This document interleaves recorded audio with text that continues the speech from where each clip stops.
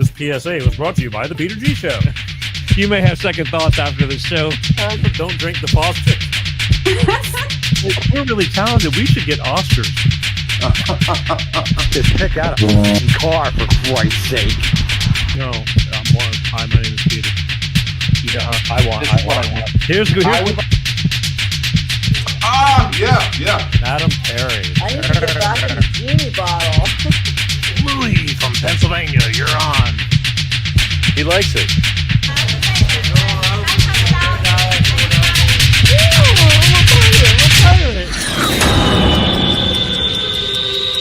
It's showtime.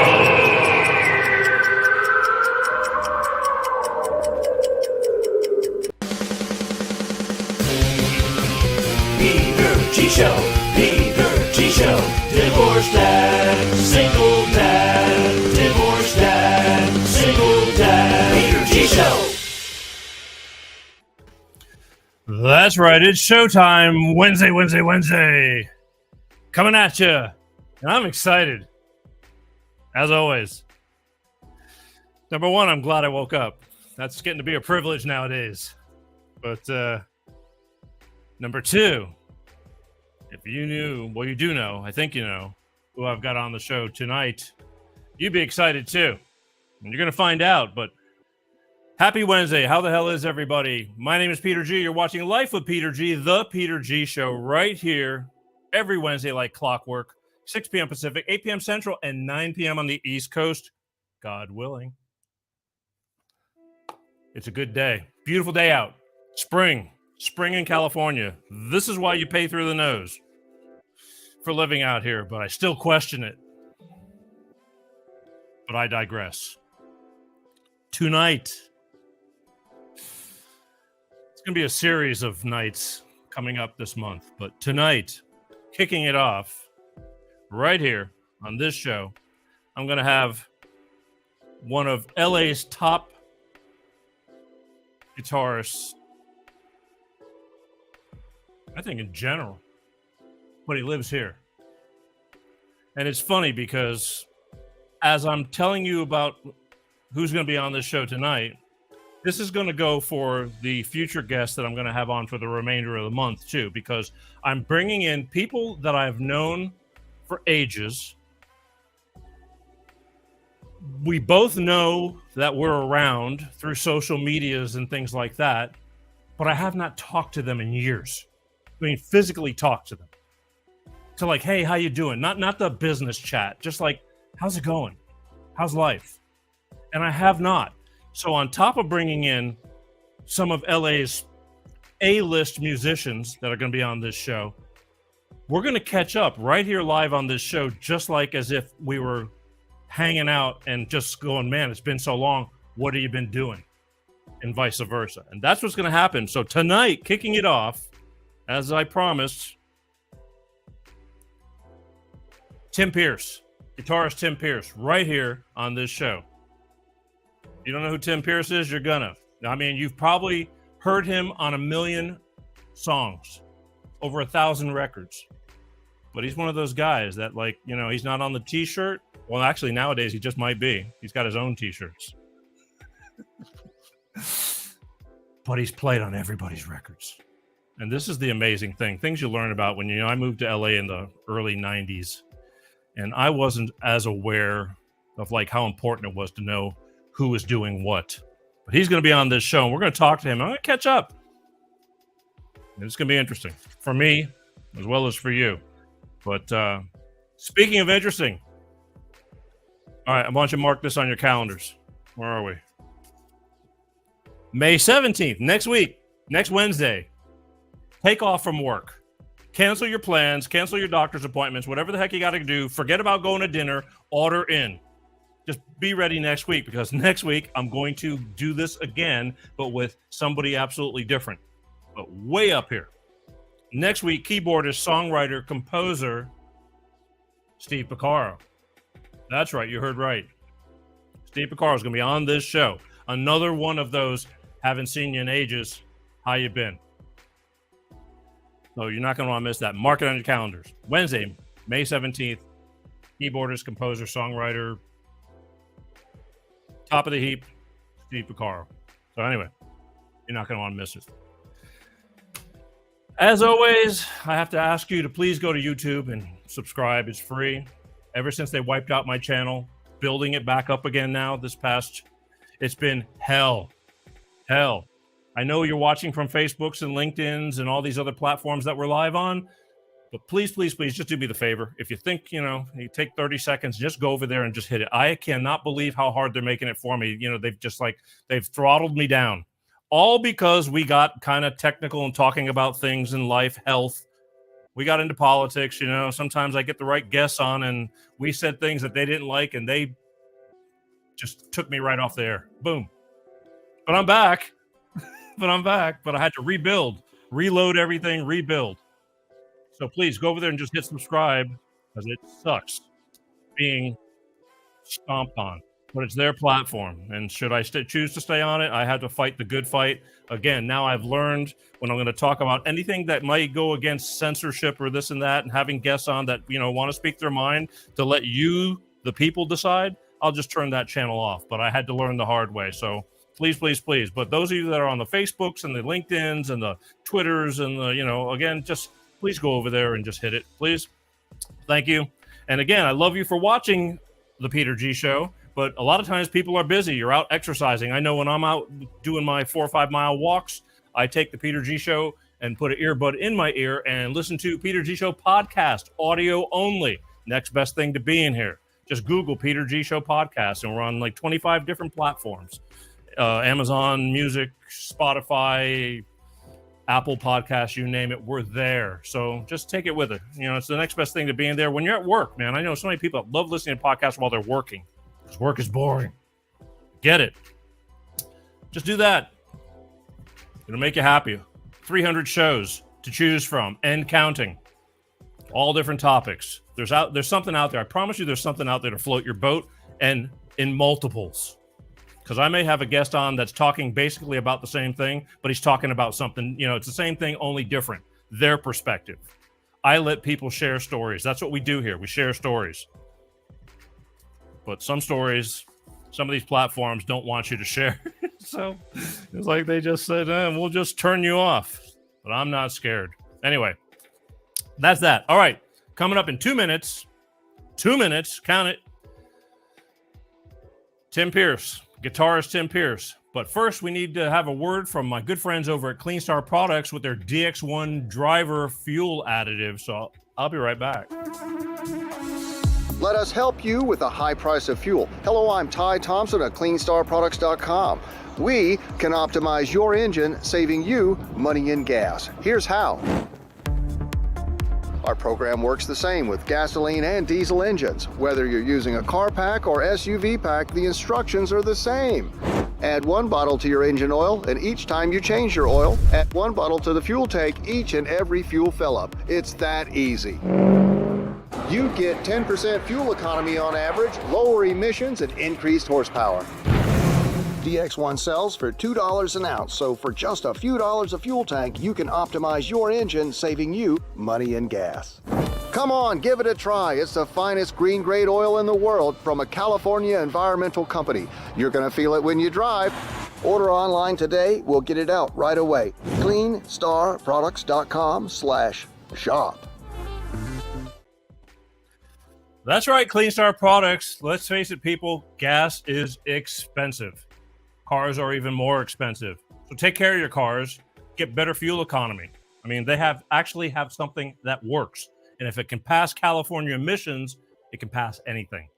So this little bitty bottle, you just take it, you add it to a clean oil change, and then every time you fill up your tank with fuel, you put it into a fill up, and boom. You're absolutely taking care of your engine. Better lubricity, more horsepower, cleaner emissions. You're saving up to 10% in fuel. It's a no-brainer. If you want to talk to these people over at Clean Star Products, just write to them, www.cleanstarproducts.com. They will talk to you. They're really cool people. They care. Tell them the Peter G Show sent you. That'll do it. It works. And it pays to save money, right? It does. Well, actually, it doesn't pay to save money, but you save money because you're saving money. You know what I mean? All right. As promised, next, First, you know what?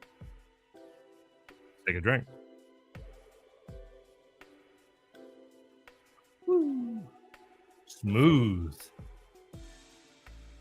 All right, as promised. And believe me, I'm anxious. This is kind of, I'm killing two birds with one stone. I really need to talk to this guy, but I want to talk to this guy, and so I'm getting to share him with you, ladies and gentlemen. Without further ado,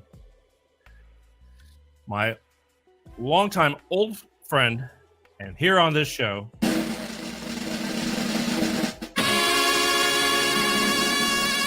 Tim Pierce. Look at you. Hey, Peter. How you doing, man? I'm excellent. Great to be talking to you. Loved your intro. Very high energy. You're naturally funny. I'm actually what? Naturally funny. Oh, naturally. Well, you know what? It's weird because throughout my entire musicianship, lots of people said, "Dude, you missed your calling." You know. So, hindsight, here we are. Fast forward. I never thought I'd be sitting in this chair doing this, but you know, we'll get to that. But it's well documented now. But the thing is, I get to put some of that into it now. Now it's not just being funny when I bump into you, or not being funny. I don't mean to be funny. It's just, you know, I'm just funny. You know it's natural. So you got 300 podcasts. Is that what I just heard? Yeah, there's almost 300 shows now. Yeah, we just celebrated our 200th live show. About what show number is this? This is 207. So, but I have almost 300 shows. We used to, back in the day, like when I recorded Luke several years ago, it was location, multi-camera, record, bring it in, edit, and then upload it and put it out on a certain date. It got really expensive really fast. Oh yeah. Yeah. So, you know, I love it that way. I really do. But we just decided to say, let's just go live. And then before COVID hit, I was already doing this style, this Zoom-esque style. So I was already in the game before the game even. Great. Yeah. Yeah. The national shows went and brought all their shows to their houses, and they were naked, you know, with millions of dollars behind them. They could not talk to a dead camera. Well, I'm used to talking to myself. So it's like, Awesome. So anyway, all right. So here's the deal. I want to tell my people, we're going to catch up a little bit, your background and things like that. But I got to tell you, you have been on the Christmas card list exchange for, I want to say, more than 20 years. More than 20. It's probably closer to 30. And I thank you for sending them every year. And I thank my wife for sending them to you. It's always so fun to get the Peter G Christmas card. And there's some pretty entertaining ones, some pretty wild ones. So they used to be. I mean, yeah. And then I had my daughter. Yeah, right. And right. my life just kind of changed. It's like this door opened up that, like, yeah, you know, it's a style change. Yeah, right. Yeah. But I used to have some pretty edgy Christmas cards, and let me tell you something. I used to get like somebody emailed me from Paramount Studios once, and they said, "Who are you? Your Christmas card is taped on the side of the SSL or something on one of the consoles." And this was like, you know, people come and go. You know, employees change. I used to be friends with the engineers or this and that, but yet the cards just live on. They're all over the place. But I had to stop that. No doubt. Yeah, they're wonderful. Yeah. Even now that they're more appropriate and mature, they're still wonderful. The cards are mature. I haven't changed, unfortunately. I'm still, you know, but I mean, it was nothing bad. It was just, to me, it was the one time a year, just like this. Like we have not talked, but we know we're around each other. We know that you're there and I'm here. But it was the one time a year I said, it's just saying, hey, Merry Christmas. And I'm still around. Hope you're well. And just to get your attention. If I put a smirk on your face, job done. No. Anyway, but you, sir, I have not talked to, and I want to talk to you because, you know, you started out way before me. I moved here in the early 90s. You came into LA around what year? So it was 1979, and it was an amazing time to come here because it was a giant campus of music everywhere. Big buildings, professional publishers, writers, record companies, musicians everywhere, showcases, demos. concerts, nightclubs, live music everywhere, musicians everywhere. And it was a lucky time to get here. The other thing that was really lucky is it was pretty affordable. You could rent a place to live pretty inexpensively. So I moved here at the end of 1979, and there were two big trends. One was New Wave, which was represented by a band called The Knack. They had just had a #1 with My Sharona, and the other big trend was Van Halen and that kind of hard rock. So it was an amazing guitar bonanza in different genres. And I started working right away. And so I moved here right before I turned 21 and started doing some records pretty quickly. And then at age 23, I did a John Waite record, a John Bon Jovi record, a Rick Springfield record, and a couple other records. And I ended up joining Rick Springfield's band and touring with him throughout the 80s. We did 4 world tours and 5 records. So it was a great time for me. The 80s. I moved here at the end of 1979. LA was really incredible. I still like it here, but it's not the music campus that it was. It was a giant music festival every day. Oh, we're going to get to where it's not what it was. But here's the thing. You moved here to LA like 9 million other people, okay? It didn't have to go.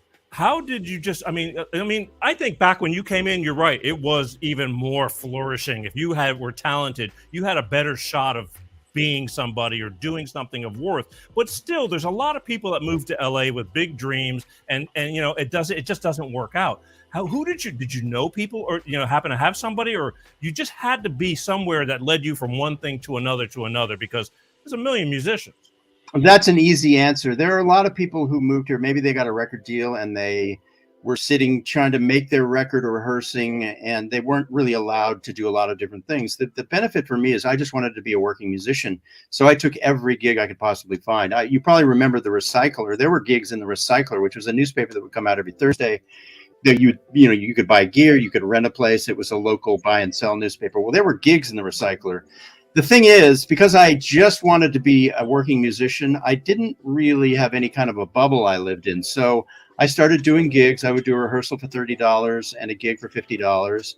And I started doing demo recordings. I forgot what those paid. Whatever they would pay, I would accept. I knew one person, basically. I knew a roadie who worked for kind of a mid-level band, and he introduced me to a guitar player who was leaving a gig. In order for Steve Sykes to leave his gig, his name was Steve Sykes, he's still a dear friend.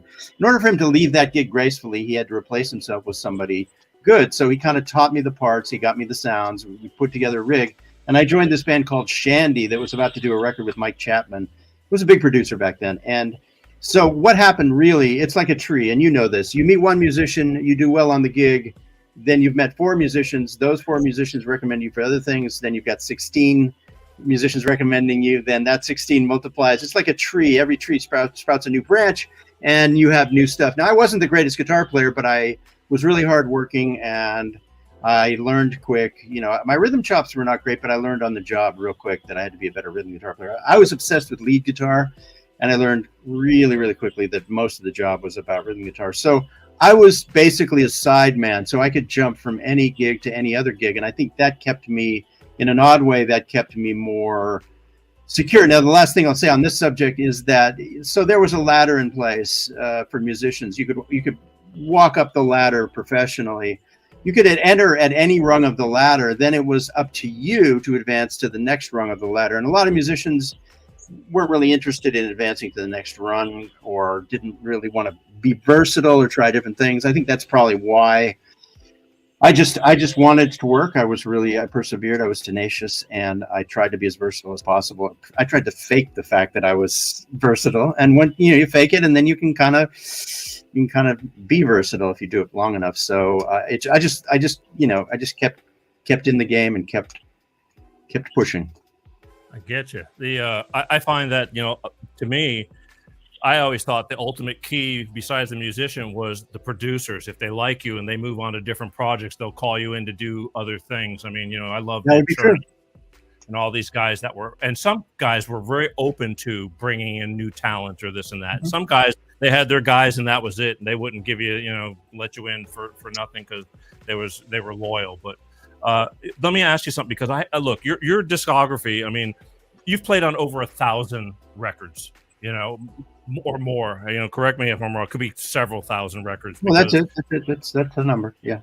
Yeah. So, but I saw that it's like it's Bon Jovi. It's like, wasn't Richie Sambora and Bon Jovi from the beginning? I'll tell the story really quickly. When I worked with John Bon Jovi, I was at the power station doing John Waite's record with Neil Giraldo, and John was living. He was a kid. He was 19. He was living. Might have been 17. Anyway, he was living upstairs at the power station. Everybody kind of knows this reality. He came downstairs and he liked what he heard. He came into the sessions. He was basically, sweeping the floors at the studio, and he was doing master demos. His uncle Tony Bon Jovi was paying for it. We did 8 songs, me and Roy Bittan from the E Street Band and some other great players.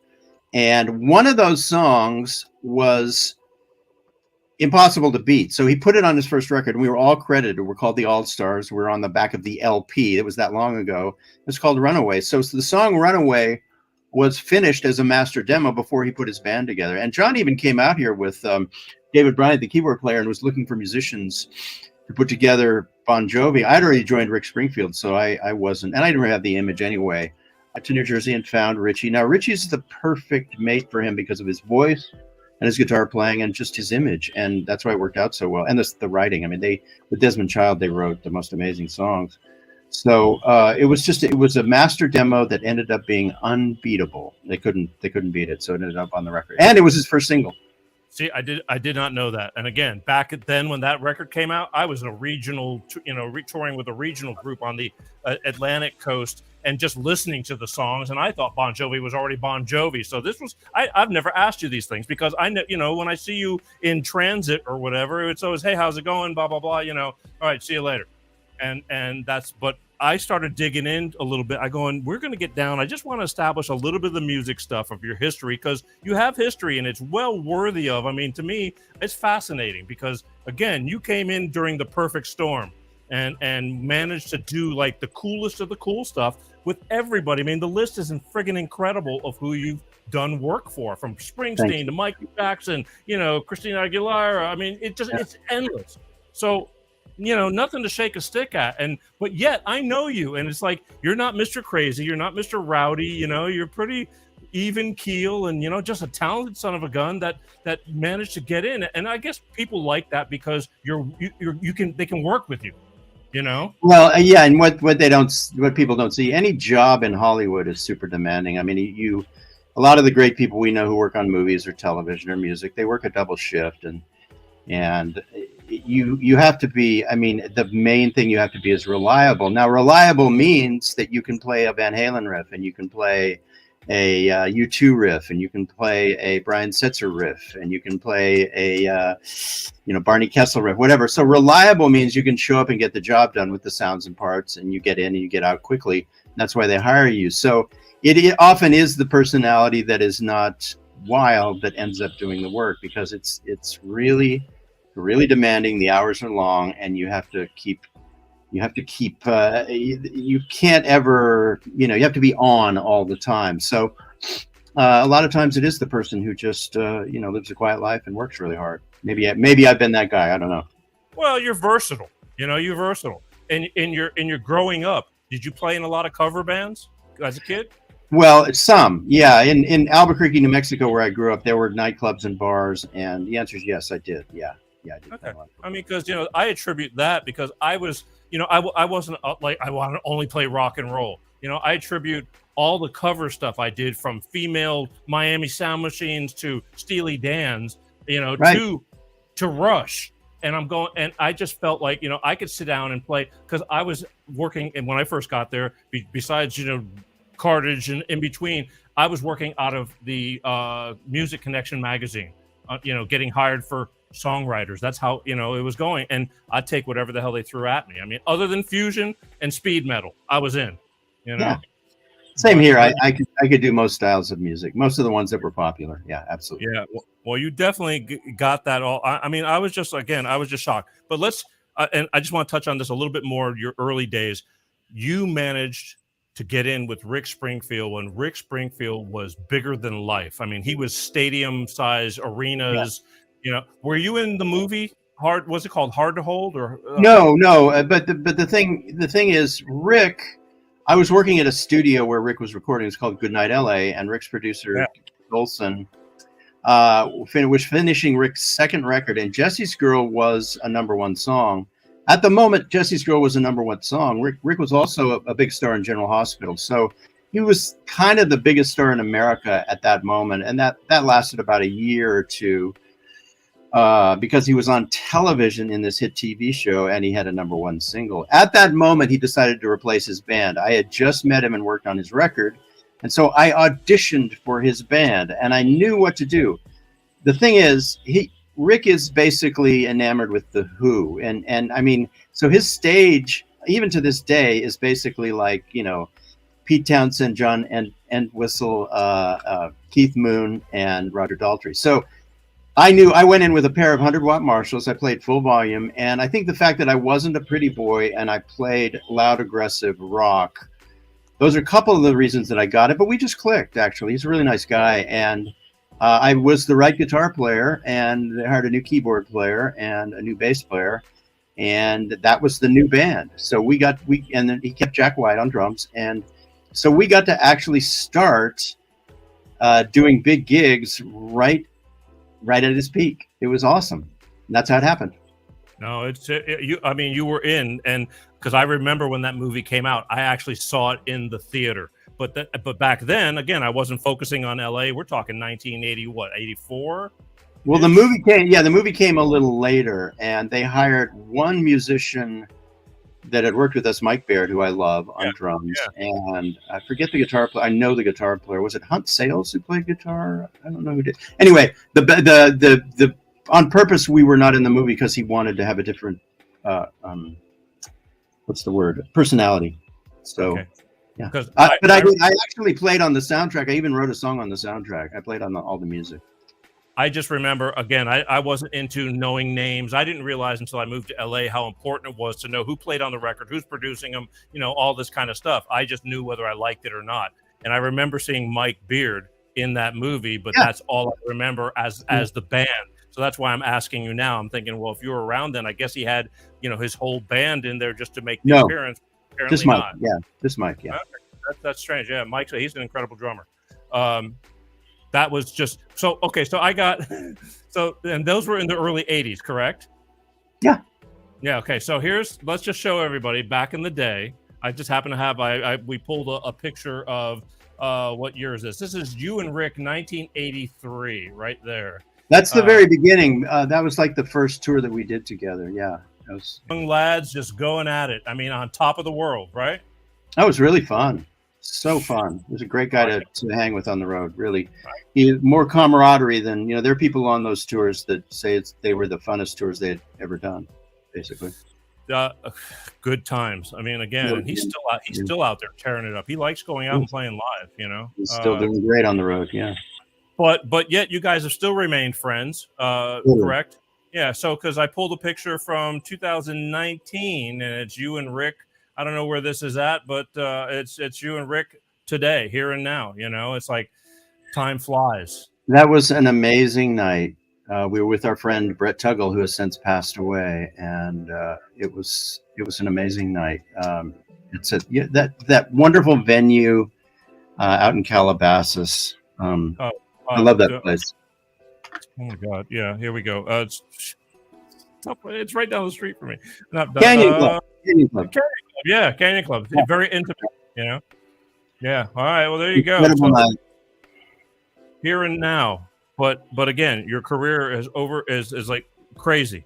But things since I departed, I kind of stepped out of sight because once I started going through divorce and everything, I had to make some life changes. Aging parents, all the stuff was hitting me at once, and I had to step away. And I kind of lost, I had to make choices. And to me, I just family first. And I lost track of you. And so since like 2008, 9, it was just, not bumping into people, just kind of focusing on keeping the personal life in, from going down in flames and rebuilding. You've kind of changed. I mean, number one, the business has changed. Is it fair to say that the music business has since the 2000s, early 2000s, has really taken a dump? Well, it's a whole nother hour that we probably shouldn't get into, or, number of hours. Okay. I wouldn't say that it's taken a dump, but it doesn't resemble what our music business. I mean, Right. so I hesitate to talk about it because there's so many ways to talk about it. But now it's pretty much, I mean, music is made on a laptop. There's a celebrity in a laptop, basically, and music is secondary to a lot of other things. And songs are somewhat monotonous, and so the actual music business itself, bears no resemblance to what it used to be. But that's always been the case in history. I mean, anybody who talks about the music business at any time, if they're talking about the music business, probably what they're saying is already obsolete, because every 6 months it changes. I think it was kind of always that way, but the pace of change has accelerated. And it's just, we came from an era where people played together. It was analog recording, real instruments, guitars, and now that's all been, it's all digital. It's all on a laptop, and it's based on celebrity first and fame first. Usually, there's some really great music out, and a lot of great music happens that is basically niche and tribe based, which means you develop your audience outside of the industry.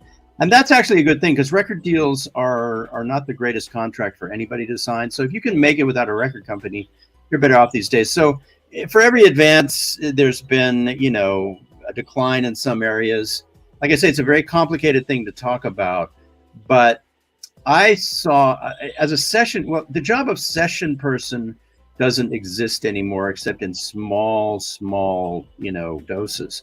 There are a few musicians in LA who work steadily, a few more in Nashville who work steadily, and that's just about it.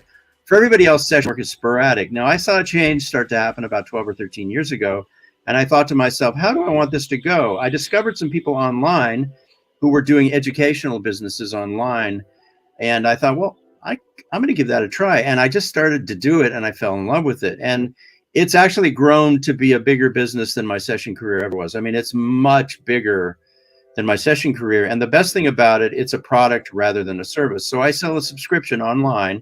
It's 1,800 videos, 150 hours of tutorials and information. And it's a product rather than a service. So the money gets earned while I sleep. And that's the biggest difference. I work hard on my business during the day, but the money is earned on a product rather than the service. So I don't have to be there to earn the money. I have to be there to keep the business healthy and to ensure the future of the business, to grow the business.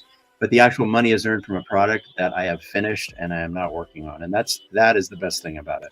So I'm happy. I've pretty much left the music business. I still do sessions for family and friends. Did something for Bob Dylan a couple of years ago. We did about 30 songs with Don Was. And then I have a friend, Rob Cavallo, I still work with occasionally. And other than that, it's just friends, and often I don't even charge for sessions these days. So it's wonderful. I couldn't be happier with the new business. Look, I was on the phone yesterday with CJ Vanson, and because he's going to be on the show coming up towards the end of the month, hopefully. And I had told him that I had no clue that you had gotten into this masterclass online thing. And he stopped me in my tracks. He goes, dude, he says, Tim owns it. I mean, it's like, I mean, and CJ, it's like he's not a force to be reckoned with. I mean, he's big in his own right. He's always doing something. But I was kind of blown away. I said, okay, you got this side little thing. And then I went to your YouTube, and it's like, holy crap. It's like amazing. I mean, lots of people try to do what you are doing, but not as many have like grown it to this beautiful, flourishing thing. It's amazing. Well, I don't know that anybody in our era of, there aren't that many studio musicians who've done it, although Tom Bukovac has a wonderful channel in Nashville, and there's a couple of new guys. So, but I know a lot of the people who are in the game, Rick Beato, Rhett Shull, Robert Baker, Corey Congilia, a lot of these guys are my friends who are in the YouTube game, and a lot of really, really good musicians. But it's true that from our era, I'm always the oldest one, and I'm the one who came from the actual music industry, except for Rick. Rick and I both came from the trenches in the music industry. But that's really nice of CJ to say that. I just, I have this way of persisting on one thing I persisted on one thing one job as a studio musician for a long time. And then when I started this, I just persisted. I mean, anybody can do it, but a lot of musicians don't want to do the massive amount of humble work that's involved in doing an educational business. I mean, I have 4 employees. I have a full-time film editor and 3 part-time employees. And there's a lot of the time I'm working on stuff that's without this in my hands. So that's just the reality of it. There's a lot of hours spent filming, editing, answering emails, strategizing, stuff like that. Any business. Yeah. It's kind of crazy, but I couldn't be. I'm happier doing this, frankly, than I've ever been. So it's the right thing for me at this time of my life. But thank you. That's really nice of him to say that. Things change. I get it. Believe me, you're looking at a change. I never thought. I get people when I'm back in Florida and things like that because I spend a lot of time there that have known me throughout my entire playing, and they go, Peter, I can't believe you actually stopped playing.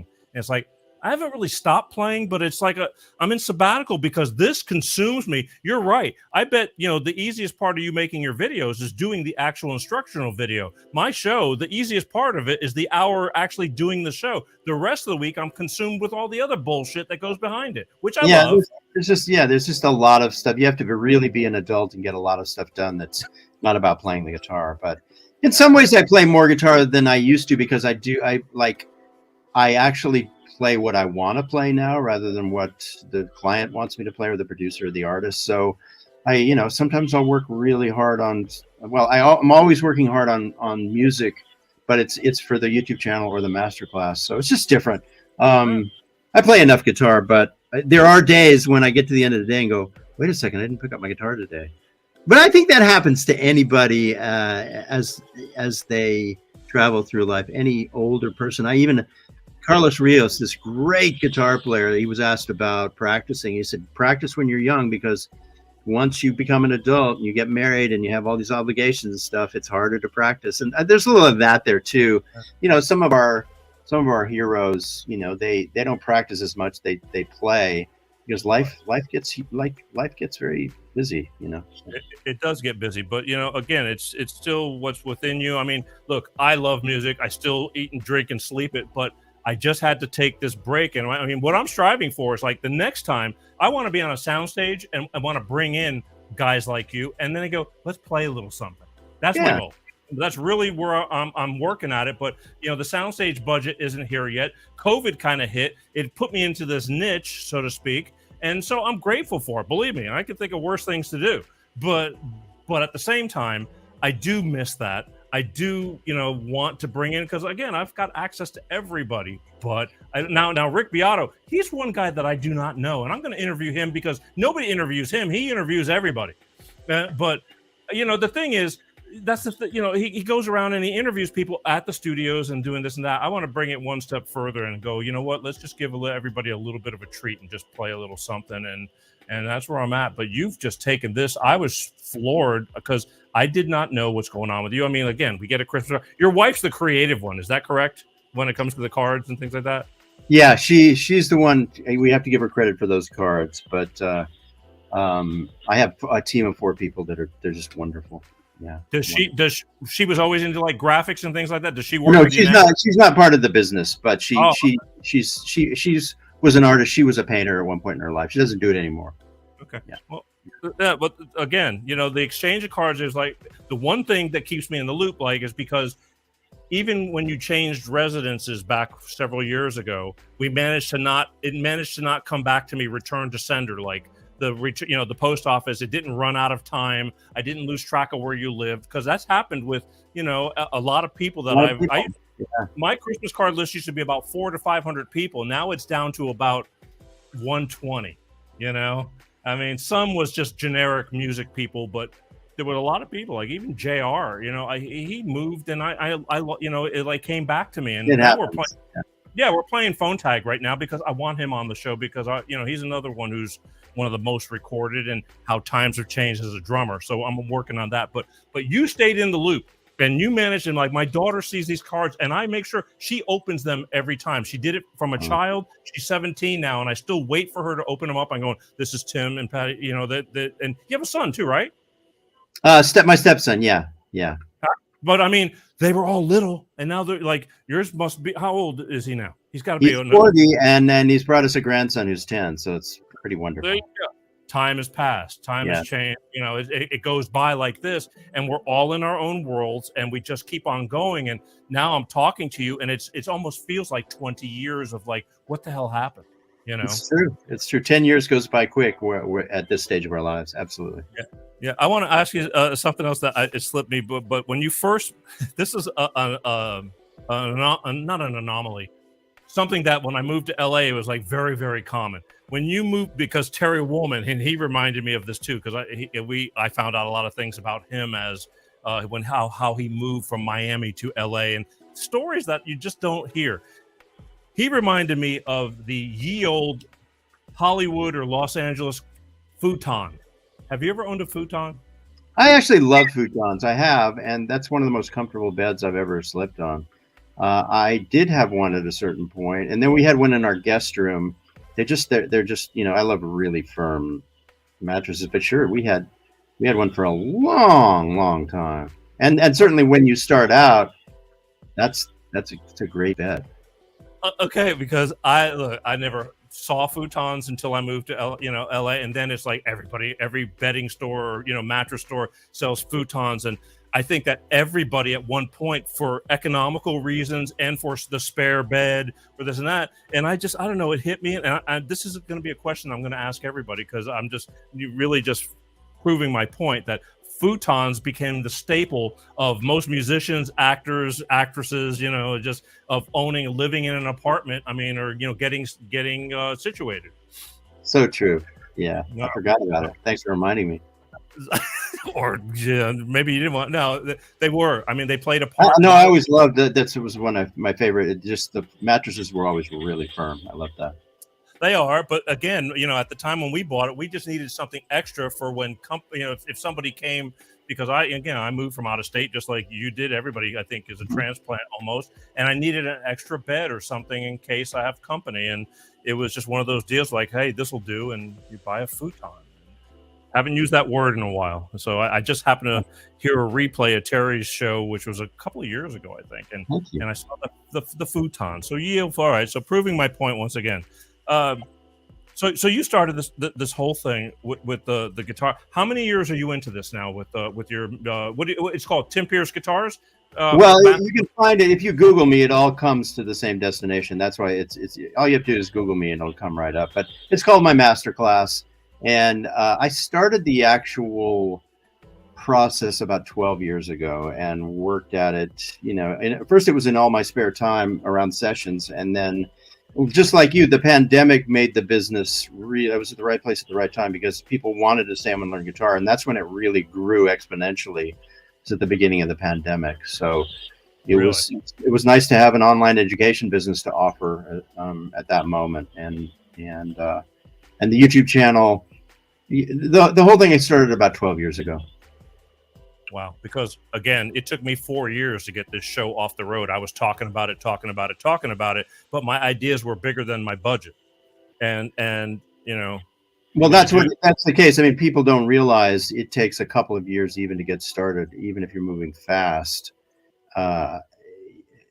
There's a lot of reasons why, but yeah, you're preaching to the choir there. I mean, it's slow, and the cool thing is that you just fall flat on your face every day and you get back up and you keep going. And then 4 or 5 years go by and you have something, it's really cool. Absolutely. Hi, my name is Peter. I've fallen so much that I'm surprised that this nose still, pokes out as big as, because I've hit the ground. Because when I look at it, do you have the same thing? Like as you started progressing and creating it, like you think you got the greatest next best thing until you grow and go on to the next step of the journey that like enhances that, like puts that one to shame, so to speak. I mean, did you have a lot of those moments? Yeah, you have to, even now you have to constantly reinvent yourself, because YouTube, my audience starts on YouTube, and right now I'm getting a lot of views, a couple of million views a month. I think it's down right now, maybe closer to 1 million. I have to check anyway. And it's getting people to click on YouTube has gotten harder and harder because it's so saturated and people are so numb. So making a video that people want to watch is one thing, and then creating the artwork and the thumbnail that people are going to click on, that's a really big game too. I spend hours creating the artwork and the title, and then sometimes changing it in real time if the video is not doing well. That's another part of it. But what I'm trying to say to you is every day is the first day of school. Every day is Monday. And that's the thing about it. You can never rest on your laurels in this game. You constantly have to reinvent. And it's even when you have a video that does really well, it's even kind of a lot of pressure because you go, now I can't repeat that because it did so well. There's stuff like that. And then I make a lot of videos that, I'll make a video. I did a video on Jared James Nichols, this guitar player I love. And the first time I did it, it wasn't good enough to release. So I spent 2 days filming and we spent a day editing, and I had to go, okay, this didn't work. And then so about a month later, I tried it again with a different concept and got it done. So these are dead costs. You spend time on things that just don't work. Sometimes I'll film in front of this camera, think I got something great, and I'll realize, nope, got to redo it. So it happens all the time. Yeah. Every day is the first day of school. I had another YouTuber, a friend of mine, Ward Carroll, who has a big military channel. He says that every day is Monday. Well, Another way of putting it. With the show, it's kind of wash, rinse, repeat, but I'm still always critiquing. But the thing is, again, you just don't know what is going to, get you into that all of a sudden takeoff. Now, again, I guess for the pandemic, I mean, that was your timing for people being stuck at home and seeking out these things. But who knew? I mean, you were already doing it anyway. You were, and it was doing well. It was just the pandemic supercharged some businesses. The delivery business, a lot of online businesses, and certainly online education. It turbocharged it. And I in fact, I had just redone I had just spent 4 months switching to a new platform and redoing the website and all the content, and we just by chance opened it the first week of the lockdown. It was pure coincidence. Wow. Because I say it, look, there's a million people out there trying to do exactly what you're doing, and especially now, because it's not like you were all over the magazine. You weren't Eddie Van Halen doing it, because not that, not talent wise or this and that, but picture wise is like Eddie Van Halen. He's the front of the t-shirt guy. You know what I mean? So you're the behind the scenes guy that has created and made all these records that deserve more than actually some of these people, but yet you're the quiet one in the background that's done all this stuff. And people, it's like, Tim, who, unless you're a musician that knows. Yeah, the great thing about the education side of it is none of the people who were super successful at it had been famous at all. The first guy that helped me was a gentleman named Marty Schwartz. He's still one of the biggest guitar teachers in the world online, and nobody knew who he was, but he became a dear friend and he helped me start my channel. So that was one of the other things that appealed to me about it. It wasn't, you didn't have, the people actually who made it were just people who had built their businesses by working hard and doing humble work, So that's another nice thing about it.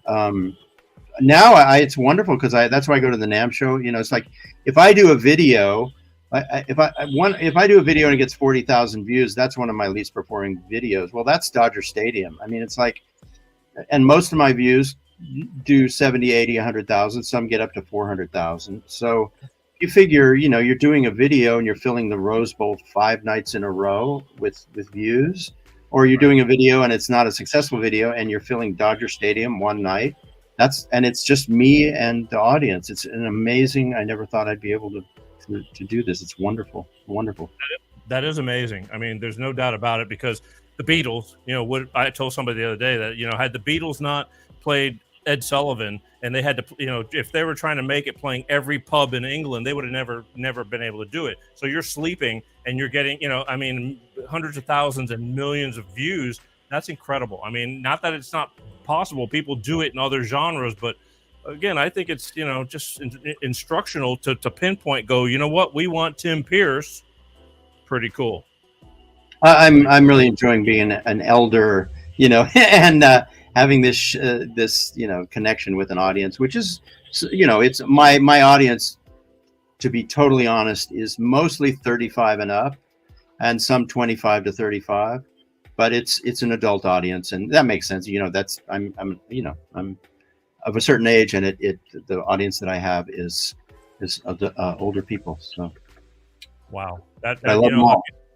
back in the day, kind of as things were exiting, I could see, like for me, I was fortunate enough, like all these songwriters, they had really crappy drum machines that were doing all the parts. So, you know, I was replacing drum machines.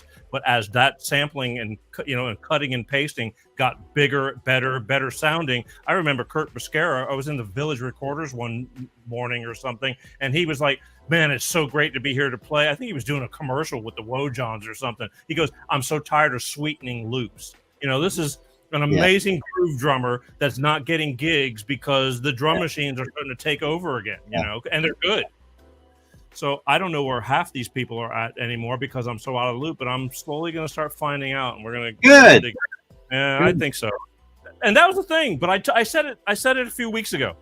To me, talking about this was everyday stuff. It's like having chocolate. I think I said chocolate cake or whatever you like, your favorite food. Eating it every day seems normal, and so, but to people, it's not. And they're people close to me going, "How come you haven't called all these people and put them on your show?" I go, "I don't know, because I don't want to talk about how Tim plays an A chord.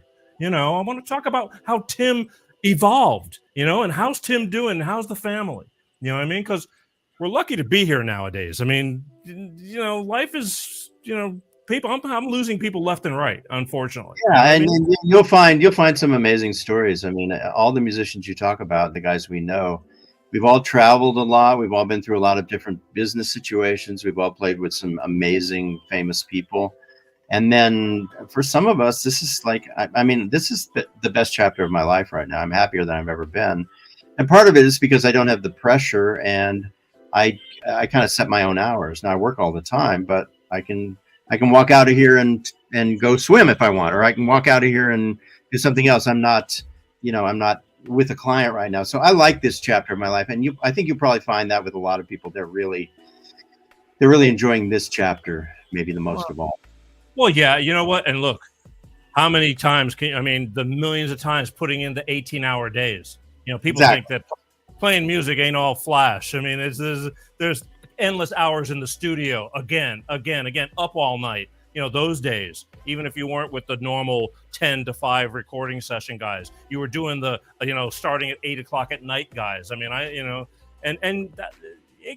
after, I mean, let's face it, we're not 30 anymore. I was going to say 20, but 30, you know, or 40.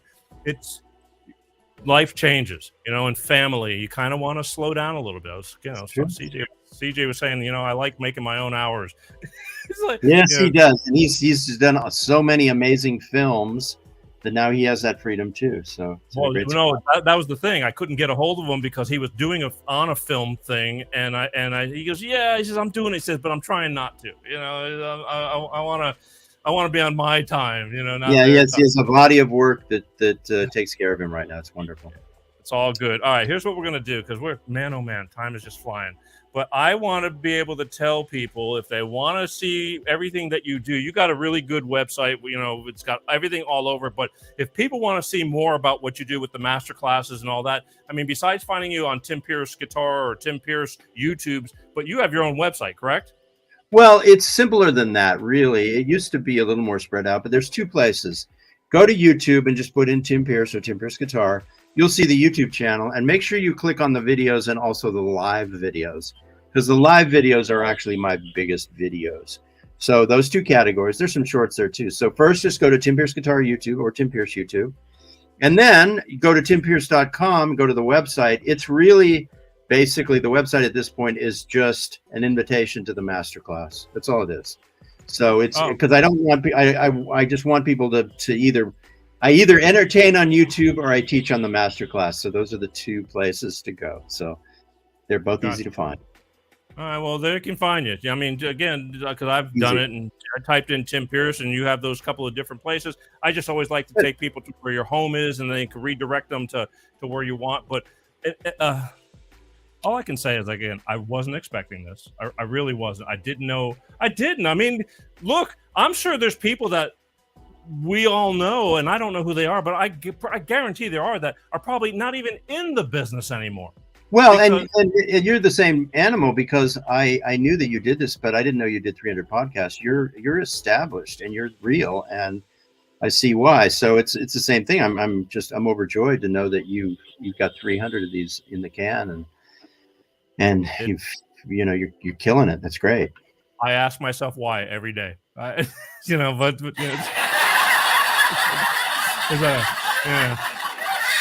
look, I had to make choices again because I could not go on the road. I was going through hell with divorce battles of custody and this and that. And all that mattered was that little girl. She was really small at the time. She was only 3.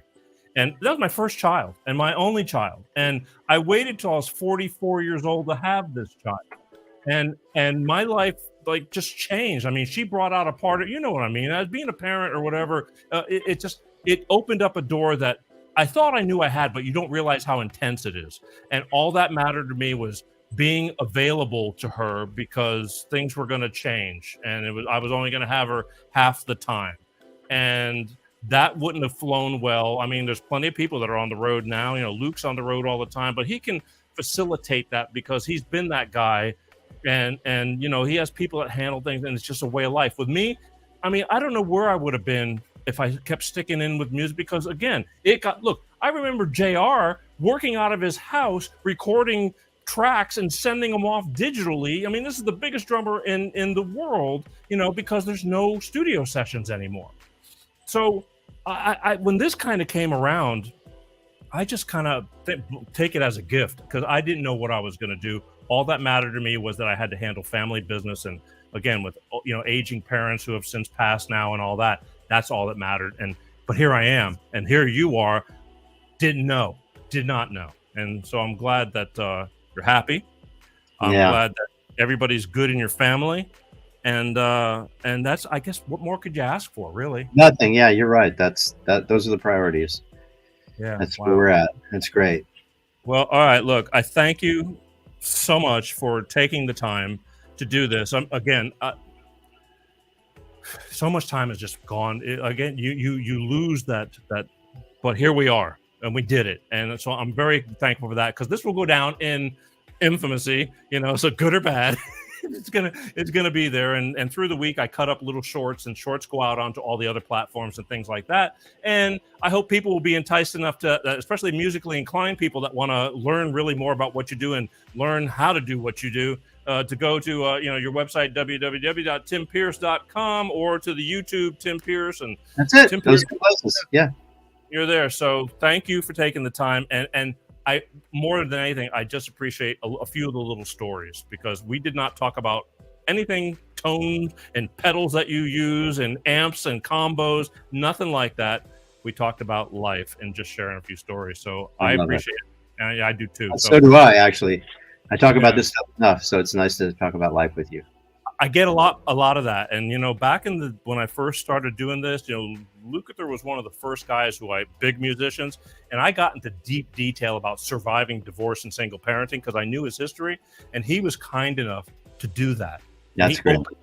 And let me tell you, 99% of the comments are, wow, it's so cool to hear the normal side of this person, because he's way up there, but 1% every once in a while you get somebody that go, wow, I can't believe out of all the questions you could have asked, you get into his personal life, as if I was setting him up to attack him. But Luke also told me, he says, I never read comments. I never listen. I don't read my reviews. He got over it because you can't please everybody. Oh no, there's always one or two people who are negative. And so we live with that. I was sharing stories, to just like this, tell you how the rest of how real life really works. It's up on a stage. That's a blink of an eye. It's the behind the scenes that all the work goes behind. So thank you for sharing yourself. And again, I'm hoping maybe that this will, we're in touch again. The December will be here before you know it, but look forward to your next Christmas card, and you can certainly look forward to ours. It's getting harder because she's getting older, and it's harder to take pictures of her, but we're very horse involved. She's an equestrian. She's true blue, dirty, dusty. She turned into that girl. But either way, I hope maybe I'll get to actually give you a hug in person one of these days, because we're really not that far from each other. We're just busy doing things, just life. All right, brother. Listen, ladies and gentlemen, last look at Mr. Tim Pierce right there. Top Gun Tim Pierce guitar. Virtuoso of everybody. He cannot say that, but I am. So thank you, brother. I'll talk to you soon. Right. Bye-bye, everybody. Right, there you go. Huh? Tim Pierce right there. Last chance. If you want to see what he does, go to www.timpierce.com and you can check him out some more. Gracious enough to give me the time. Look, life is busy, folks. Everybody's got, things to do. But this was good for me. I'm hoping it's good for you because I learned something every time I do something. But to have him on the show, we actually talked. I promise you that this conversation would have probably been just about like the conversation almost, except for as much music background. But we would have had this same conversation just to catch up because I haven't spoken to him in so long. But www.timpierce.com, go find him over there. I want to remind you again, next week's important. I think they're all important, even when they're all important. I think there's something in every show. Entertainment with a purpose. That purpose could be a bunch of screwing around, but it made you smile. It's like, well, there's my purpose. We do a lot of serious stuff too, but this was kind of middle of the road, educational and great conversation with people you might not be able to get this conversation with. And speaking of getting conversation with somebody, next week, Wednesday, May 17th, take off from work, as I said, whatever, mark it on your calendar. Keyboardist, songwriter, and composer, top of the heap, Mr. Steve Porcaro is going to be on the show. He's another one. Everybody I'm having on for this next month of musicians is somebody who I'm close to, but have not seen them in ages. We just know we're around, and we're going to catch up. So it's just going to be conversation. I don't consider these interviews. They're conversations that you just happen to be eavesdropping in. You're like, you hear me? Anyway, so that's it. Steve Porcaro, Wednesday, May 17th, right here on this show, Life of Peter G, the Peter G Show. We're just talking about life. Things change. I'm a testament to that. But anyway, don't forget. And please, please, please, Tim's got 90 gazillion million viewers on his show, on his YouTube channel. I don't. They killed me, and I'm rebuilding from the piles. It's almost like I've been bombed. And now we have to, the smoke is cleared, and now we're rebuilding. So please just go and subscribe because it's pitiful. But, you got to start somewhere, even when you have to start over again, just like life. Many people have started over again in life and still become successful and are happy. And that's all that matters. So go to YouTube and just hit the subscribe button, please. And again, if you don't have time to watch the Peter G Show, just Google Peter G Show podcast. We have it on audio. It's on like 25 different platforms, your Apple Podcasts, Spotify, all that stuff. You can just put an earbud in your ear while you're driving. A lot of people commute to work and things like that while you're exercising, whatever you want to do. Just you can listen to it. As we talked about, just about 300 shows, a lot of different subject matter. And, even when I love doing the shows by myself sometimes because I get to talk about what I want to talk about. Can't please everybody. In fact, I piss people off sometimes because sometimes I get into the political arena, but I get people that call in, want to add to it. And sometimes people don't like what they have to say. We can't all agree on the same things, but we can be cordial and we can just listen and then take it, with a grain of salt. All right. Can't we all just get along? I love you guys. I do. So I want you to tune in next week. And lastly, as always, I want to thank my good friends over at Clean Star Products for knowing what I do and still sponsoring me. So I'm extremely grateful for that. But as always, my name is Peter G. You are watching Life with Peter G, the Peter G Show, right here every Wednesday, 6 p.m. Pacific, 8 p.m. Central, 9 p.m. on the East Coast, like clockwork, God willing. And don't forget, everything's on demand. You can go check out the shows on all the various platforms like YouTube. And that's it. All right. I hope you enjoyed today's show. I love you guys. I truly do. I know that life is full of choices and you don't have to watch this show. There's so many things that pull people away. But those of you who choose to watch and, or try to watch and share, and let's grow together. I'm going to bring you bigger, better things as always. But for right now, I love you guys and peace out. Peter G Show, Peter G Show, Divorce Dad.